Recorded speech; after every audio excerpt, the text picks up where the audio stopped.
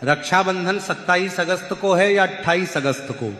आखिर इस बार राखी किस दिन बांधी जाएगी? साथ ही इस बार पूर्णिमा का व्रत कब रखा जाएगा? और सबसे बड़ी बात, रक्षाबंधन के दिन चंद्र ग्रहण भी लग रहा है, तो क्या इसका असर भारत में पड़ेगा? क्या सूतक लगेगा? क्या उस दिन पूजा पाठ किया जा सकेगा? साथ ही चंद्र ग्रहण के कारण बहनें राखी बांधते समय किन सावधानियां का पालन करेगी?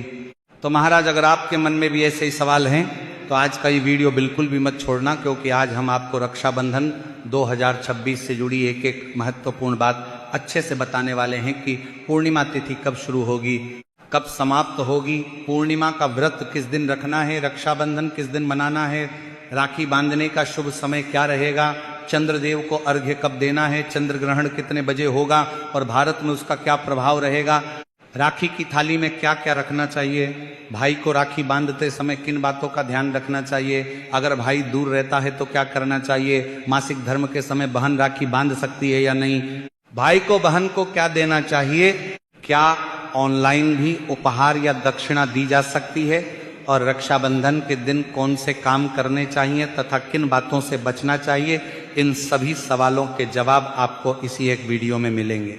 इसलिए वीडियो को बीच में छोड़कर मत जाइएगा, और यदि जानकारी उचित लगे तो वीडियो को लाइक करें, चैनल को सब्सक्राइब करें और कमेंट बॉक्स में ओम नमः शिवाय या हर हर महादेव जरूर लिखें।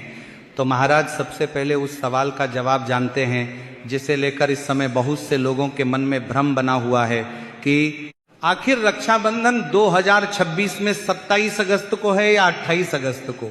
तो महाराज, इस साल भी पूर्णिमा तिथि 2 तारीखों को पड़ रही है। पूर्णिमा तिथि 27 अगस्त को शुरू होगी और 28 अगस्त की सुबह समाप्त होगी। इसी वजह से कई लोगों को लग रहा है कि शायद रक्षाबंधन 27 अगस्त को होगा, लेकिन ऐसा नहीं है। इस साल रक्षाबंधन का मुख्य पर्व 28 अगस्त 2026 शुक्रवार को मनाया जाएगा। लेकिन महाराज, यहाँ एक और महत्वपूर्ण बात है, जो लोग पूर्णिमा का व्रत रखते हैं उनके लिए 27 अगस्त की तारीख महत्वपूर्ण रहेगी।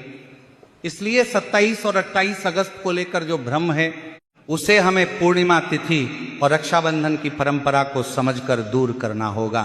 तो देखिए महाराज, पूर्णिमा तिथि 27 अगस्त की सुबह लगभग 9:08 से प्रारंभ होगी और 28 अगस्त की सुबह 9:48 पर समाप्त होगी। इसलिए 28 अगस्त की को सूर्योदय के समय पूर्णिमा तिथि विद्यमान रहेगी और इसी वजह से रक्षाबंधन का पर्व 28 अगस्त को मनाया जाएगा। अब महाराज, बहुत से लोग यहाँ सवाल करेंगे कि अगर पूर्णिमा 27 अगस्त को शुरू हो रही है तो फिर 27 अगस्त को राखी क्यों नहीं बांध सकते हैं? तो महाराज, यहाँ हमें केवल पूर्णिमा तिथि शुरू होने की बात नहीं देखनी होती, बल्कि रक्षाबंधन के लिए शुभ समय और भद्रा जैसी बातों का भी ध्यान रखा जाता है। इस साल 28 अगस्त की सुबह राखी बांधने का शुभ समय दिया गया है और भद्रा भी सूर्योदय से पहले समाप्त हो चुकी होगी। पंचांग के अनुसार 28 अगस्त को सुबह 5:57 से लेकर 9:48 तक राखी बांधने का शुभ समय रहेगा। इसीलिए अगर आपके घर में रक्षाबंधन का त्योहार पारंपरिक विधि से मनाया जाता है तो आप 28 अगस्त को ही भाई की कलाई पर राखी बांधिए। अब महाराज, बात करते हैं उन बहनों की जिनके भाई बहुत दूर रहते हैं। मान लीजिए आपका भाई किसी दूसरे शहर में रहता है, विदेश में रहता है या ऐसी जगह रहता है जहां 28 अगस्त को आपके लिए मिलना संभव नहीं है। ऐसी परिस्थिति में परिवार की परंपरा और अपनी सुविधा के अनुसार आप राखी की रस्म कर सकती हैं। लेकिन सामान्य रूप से इस साल रक्षाबंधन का मुख्य पर्व 28 अगस्त को ही माना जाएगा। अगर भाई 28 अगस्त को आपके पास नहीं आ सकता तो आप उसके लिए पहले से राखी भेज सकती हैं। अगर भाई यात्रा पर जा रहा है और आप दोनों की मुलाकात 28 अगस्त से पहले ही हो रही है तो परिवार की परंपरा के अनुसार पहले राखी बांधने का निर्णय लिया जा सकता है। देखिए महाराज, यहाँ एक और बहुत सुंदर बात है। रक्षाबंधन केवल एक धागा बांधने का त्योहार नहीं है, ये भाई और बहन के बीच प्रेम, विश्वास, जिम्मेदारी और एक दूसरे की मंगल कामना का पर्व है। जब एक बहन अपने भाई की कलाई पर राखी बांधती है तो उसके मन में यही भावना होती है कि भगवान मेरे भाई को हमेशा स्वस्थ रखें, उसे लंबी आयु दें, उसके जीवन से सभी संकट दूर करें, उसे सुख समृद्धि दें और जहाँ कहीं भी वह रहे भगवान उसकी रक्षा करें और भाई भी राखी बंधवाते समय अपनी बहन की रक्षा, सम्मान और सुख की कामना करता है। इसलिए महाराज, राखी का महत्व केवल इस बात में नहीं है कि हमने कौन सी राखी खरीदी, कितने रुपए का उपहार दिया या कितनी बड़ी मिठाई ली है। असली महत्व उस भावना का है जिसके साथ हम यह पवित्र रिश्ता निभाते हैं। अब महाराज बात करते हैं पूर्णिमा के व्रत की। जो बहन या परिवार के लोग पूर्णिमा का व्रत रखते हैं वे 27 अगस्त को पूर्णिमा व्रत की अपनी परंपरा के अनुसार पूजा कर सकते हैं। पूर्णिमा तिथि 27 अगस्त की सुबह शुरू हो रही है और अगले दिन सुबह तक रहेगी। इसलिए 27 अगस्त का दिन पूर्णिमा व्रत और भगवान विष्णु की उपासना के लिए महत्वपूर्ण रहेगा। अगर आप गुरुवार का व्रत भी रखते हैं तो इस बार आपको एक सुंदर संयोग जैसा अनुभव हो सकता है, क्योंकि 27 अगस्त गुरुवार है। आप अपनी श्रद्धा और स्वास्थ्य के अनुसार गुरुवार का व्रत भी रख सकते हैं और पूर्णिमा की पूजा भी कर सकते हैं। तो महाराज, आप 27 अगस्त को भगवान विष्णु की पूजा कर सकते हैं। पीले वस्त्र, पीले पुष्प, पीली मिठाई या अपनी श्रद्धा के अनुसार पूजा सामग्री अर्पित कर सकते हैं। तुलसी जी की पूजा भी श्रद्धा के साथ की जा सकती है। अब महाराज बात करते हैं 28 अगस्त की सुबह की। रक्षाबंधन वाले दिन सुबह उठकर स्नान करें। यदि संभव हो तो स्नान के जल में गंगा जल मिलाया जा सकता है। इसके बाद साफ वस्त्र पहने और भगवान का स्मरण करें। अगर आपके घर में पूजा का स्थान है तो वहाँ दीपक जलाकर भगवान की पूजा करें। इसके बाद राखी बांधने की तैयारी करें।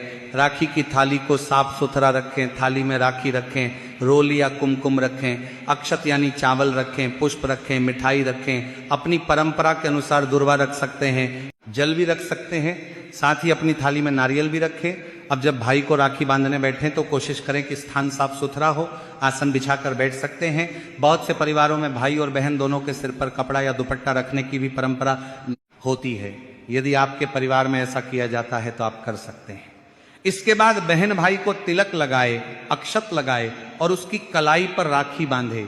राखी बांधते समय मन में भगवान से भाई के सुख, स्वास्थ्य, दीर्घायु और सुरक्षा की प्रार्थना करें। इसके बाद भाई को मिठाई खिलाएं। अब महाराज, भाई की भी एक जिम्मेदारी होती है। भाई को अपनी बहन को अपनी सामर्थ्य के अनुसार उपहार या दक्षिणा देनी चाहिए।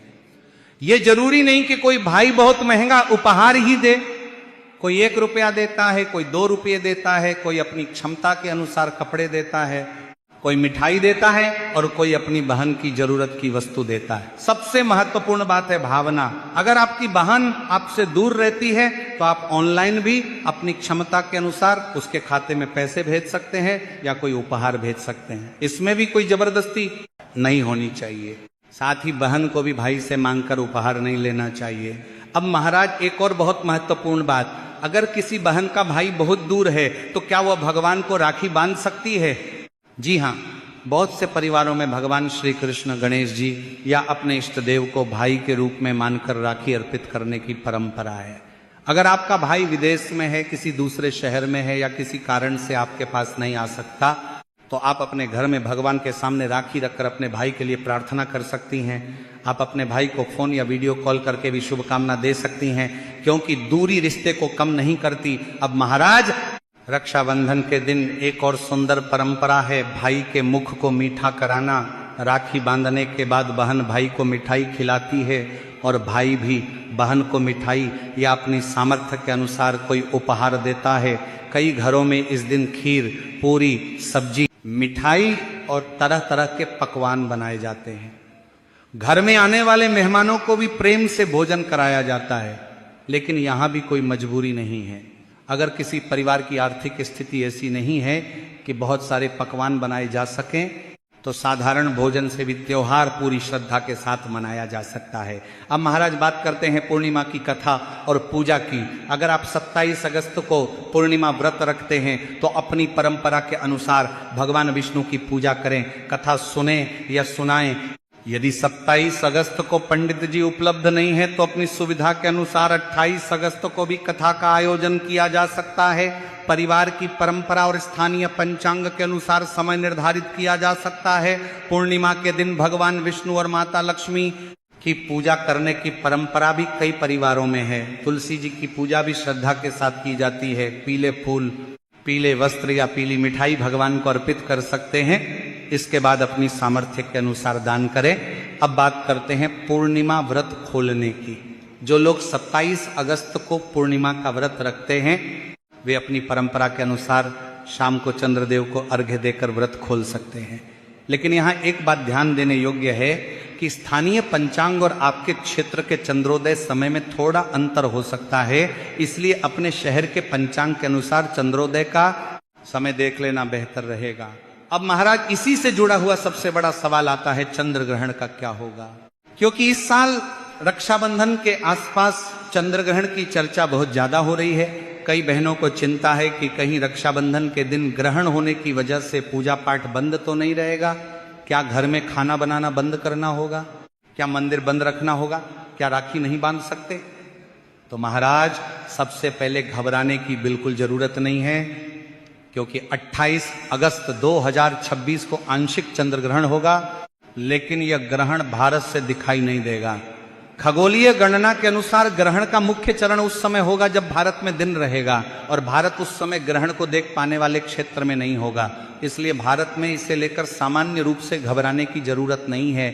ग्रहण से जुड़ी धार्मिक मान्यताएं स्थान और परंपरा के अनुसार अलग अलग हो सकती हैं, लेकिन जब ग्रहण आपके स्थान से दिखाई नहीं दे रहा हो तो स्थानीय धार्मिक पंचांग की मान्यता को देखना सबसे उचित रहता है। इसलिए रक्षाबंधन के दिन केवल ग्रहण के नाम से डरकर अपने त्योहार को खराब मत कीजिए। आप अपने परिवार के साथ रक्षाबंधन मनाइए, भगवान का स्मरण कीजिए, भाई की कलाई पर राखी बांधिए, बहन के सुख की कामना कीजिए और इस पवित्र पर्व को प्रेम और श्रद्धा के साथ मनाइए। अब महाराज हम आपको एक बार फिर तारीख और समय बिल्कुल साफ साफ बता देते हैं ताकि आपके मन में कोई भ्रम न रहे। पूर्णिमा तिथि 27 अगस्त 2026 गुरुवार की सुबह लगभग 9:08 से शुरू होगी और 28 अगस्त 2026 शुक्रवार की सुबह 9:48 पर समाप्त होगी। और इस बार रक्षाबंधन 28 अगस्त 2026 शुक्रवार को मनाया जाएगा। पंचांग के अनुसार राखी बांधने का प्रमुख शुभ मुहूर्त सुबह 5:57 से 9:48 तक रहेगा। अलग अलग शहरों में सूर्योदय के कारण मुहूर्त के शुरुआती समय में कुछ मिनट का अंतर हो सकता है, इसलिए स्थानीय पंचांग देखना अच्छा रहेगा। और अगर किसी कारण से आप इस सुबह के समय में राखी नहीं बांध पाती हैं तो अपने स्थानीय पंचांग में उपलब्ध अगले शुभ समय को देखकर रस्म पूरी करें। केवल एक ही समय निकल जाने पर यह न सोचें कि अब राखी बांधी ही नहीं जा सकती हैं। और एक और बात जरूर याद रखिए, रक्षाबंधन के दिन अगर आपका भाई आपके पास है तो कोशिश करें कि राखी की रस्म जल्दबाजी में न करें। कुछ मिनट मोबाइल को दूर रखिए, भाई बहन एक दूसरे के सामने बैठिए, बहन भाई को तिलक लगाए, अक्षत लगाए, राखी बांधे, मिठाई खिलाए और दोनों एक दूसरे के लिए भगवान से प्रार्थना करें। क्योंकि आज की भागदौड़ वाली जिंदगी में त्योहार हमें अपने रिश्तों के करीब आने का अवसर देते हैं। कई बार भाई बहन पूरे साल एक दूसरे से मिल नहीं पाते, फोन पर बात भी कम हो जाती है, लेकिन रक्षाबंधन का एक दिन उन्हें फिर से एक साथ बैठने का मौका देता है। इसलिए इस दिन केवल फोटो और वीडियो बनाने तक त्योहार को सीमित मत रखिए। कुछ समय अपने भाई या बहन के साथ बैठकर पुरानी बातें कीजिए, बचपन की यादें याद कीजिए, एक दूसरे का हाल पूछिए। अगर किसी बात को लेकर मनमुटाव है तो कोशिश कीजिए कि इस शुभ अवसर पर वह दूरी कम हो। यही तो रक्षाबंधन का असली अर्थ है। तो इस प्रकार से आज हमने रक्षाबंधन, पूर्णिमा व्रत, राखी बांधने की विधि, राखी की थाली, भाई बहन के नियम, दूर रहने वाले भाई बहन, भगवान को राखी बांधने की परंपरा, दान दक्षिणा, भोजन, पूजा पाठ और चंद्र ग्रहण से जुड़ी सभी महत्वपूर्ण बातें समझ ली। उम्मीद है आज की ये जानकारी आप सभी के लिए उपयोगी रही होगी। अगर आपको ये वीडियो पसंद आया हो तो वीडियो को लाइक जरूर कीजिएगा, अपने भाई बहन के साथ इस वीडियो को शेयर जरूर कीजिएगा, ताकि 27 और 28 अगस्त को लेकर जिन लोगों के मन में भ्रम है उनका भ्रम दूर हो सके। और अगर आप पहली बार मेरे चैनल पर आए हैं तो चैनल को सब्सक्राइब जरूर कर लीजिएगा और कमेंट बॉक्स में ओम नमः शिवाय या हर हर महादेव जरूर लिखें। धन्यवाद।